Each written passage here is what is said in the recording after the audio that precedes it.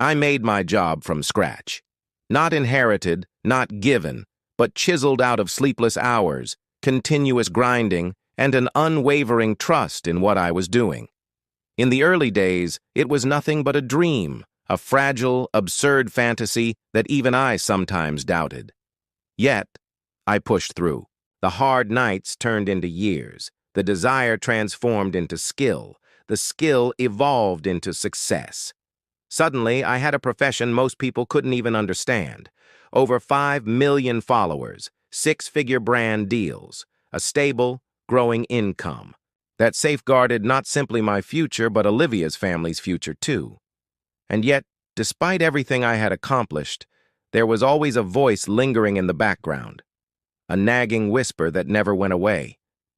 It's not a genuine job. At first, it came from strangers, trolls on the internet, old-school skeptics who thought everything outside of a 9-to-5 was a joke, but when it came from family, from the people who should have backed me the most, that was something else. Olivia had always been in my corner. At least, that's what I had imagined. She was there through the tough times, cheering me on, encouraging me, reminding me that I was more than just a guy playing video games for an audience. But her parents? They had never respected it. Never respected me. I had ignored it for years, convinced myself that their statements didn't matter as long as Olivia and I were solid. Yet one morning, everything changed. I woke up to the familiar chime of my phone, barely cracking my eyes open to check the time. 6:12 a.m. Far too early. For anything wonderful. Then I read the post from Marco, my moderator. "You need to see this, immediately." Something about those words made my chest tense. Marco wasn't the kind of guy to exaggerate. If he said I needed to see something, I knew it was bad. Still groggy, I clicked the link. The instant the video played, my stomach dropped. It was a clip from Olivia's family gathering. The quality was blurry. Possibly a hidden phone camera, but the voices were clear. My father-in-law, Richard, sat at the head of the table, drink in hand, his voice laced with amusement as he criticized my entire career. He plays video games all day like a dumb child, and people actually pay him? What sort of idiots waste money on that? A chorus of laughter erupted around the table. Not uneasy laughter, not the kind that happens when someone crosses the line.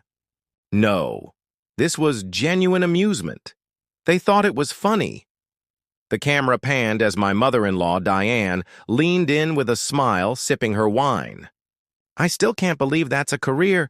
Imagine telling people that's what your son-in-law does. Humiliating." And then Lisa, Olivia's sister, delivered the words that made my vision dim. "At least his little internet hobby covers our bills." My breath seized. My chest felt tight. My fingers curled into fists as I watched Lisa giggle, entirely oblivious to the weight of what she had just said. Olivia was in the scene now, sitting there, silent, not laughing, but not defending me either. Her eyes were downcast, avoiding everyone's gaze, as if she was simply waiting for the conversation to pass. I watched the video again and again. I wanted to believe there was some kind of context missing. Maybe they were inebriated. Maybe it was just lousy humor. Maybe Olivia had spoken up afterward, but it wasn't caught on camera. Yet deep down, I knew the truth. They had never appreciated me. They just valued the money I brought in. That was when something inside me snapped. I sat in my chair, staring at the faint glow of my computer screen. The words from the video refused to leave my thoughts, playing on loop like a cruel joke. At least his little internet hobby pays our bills.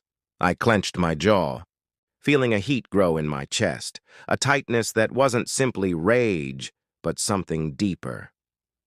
Betrayal. I had spent years thinking I was part of a family, thinking that my success was our success, that every dollar I contributed was a symbol of love, of duty, of being a decent son-in-law. I had been a fool. For 6 years, I had sponsored their lives without a second thought. Richard and Diane, Their mortgage was gone because of me. Their debt-free retirement, their holidays, their ability to live well without worrying about finances, that was because of me. Lisa? She had walked out of college without a single student, loan weighing her down. No late-night dread over tuition costs. No crushing weight of monthly repayments. I did that. And yet, in that video, they had laughed at me, mocked the very thing that put bread on their table, the very profession they depended on. I exhaled, my fingers hovering over the screen. My banking app was open.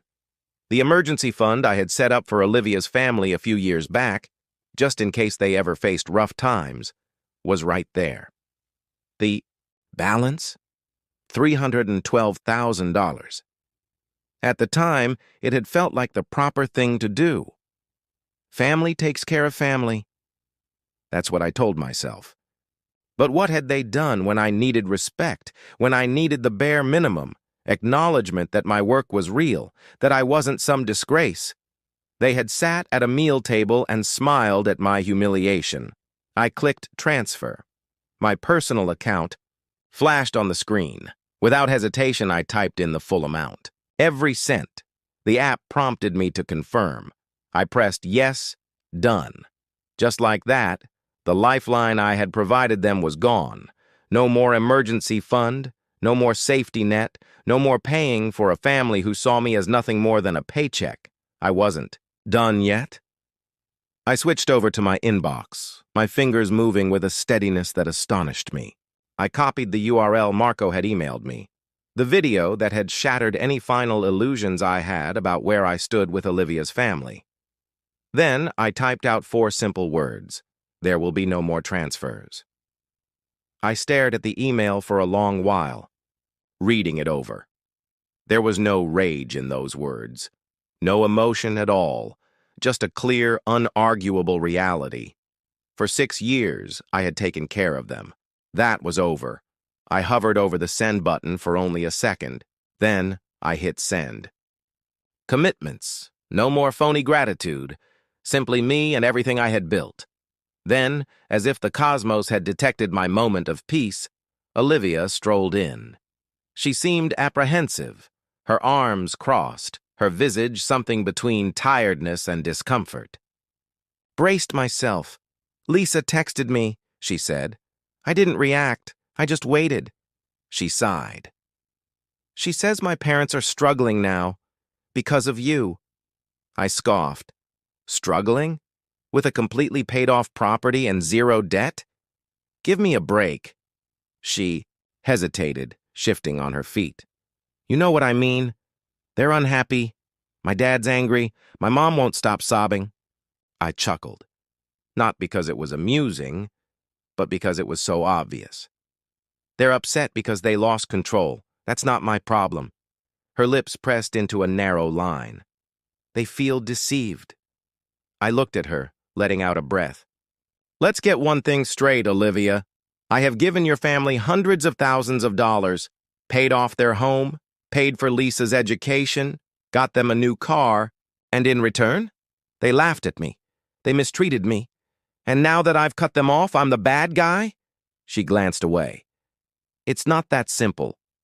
It is. We stood there, the silence stretching between us. For the first time in our marriage, I wondered if she actually understood me. If she ever had. I sighed, rubbing my temples. If you want to help them, fine. Use your own money, but don't expect me to lift another damn finger for them. She swallowed hard. I don't have that kind of money. I raised an eyebrow. Then maybe you'll finally grasp what it's like to actually work for something and not expect a handout. She glanced at me, hurt flashing across her face. But I didn't take it back. I meant every word. She left the room without another response. I sat there, staring at the locked door. For the first time in our relationship, I wasn't sure if we were on the same side anymore. Yet if she had me pick between her and my self-respect, I already knew my choice. That night, I stayed, up longer than usual. I wasn't working. I wasn't even tired. My head was just too loud. The confrontation with Richard, the way Olivia had reacted, the reality of everything that had happened in the last 24 hours, it all kept running through my mind like a broken